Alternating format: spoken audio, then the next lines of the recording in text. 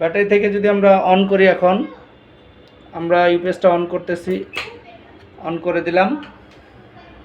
এটা long press না, ধরে রাখার কিছু নাই, জাস্ট অন অফের মতোই, প্রেস করলে অন হয়ে যাবে। ইউপিএসটা এখন আমরা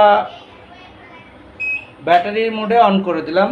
আউটপুট ভোল্টেজ অলরেডি চলে আসছে, এই যে ইউপিএস মোড লেখা আছে, ওয়েলকাম টু অ্যাপোলো লেখা। তো আমরা যদি এটাকে প্রেস করি, দেখেন এসি ফেল, তারপরে হচ্ছে এসি ফ্রিকোয়েন্সি নাই, আউটপুট ভোল্টেজ 219 মানে 220। তো যাই হোক, এখন আমরা ইনভার্টারে আমরা ইউপিএসটি অন করলাম, আউটপুট ভোল্টেজও দেখতেছি, মাপো এখানে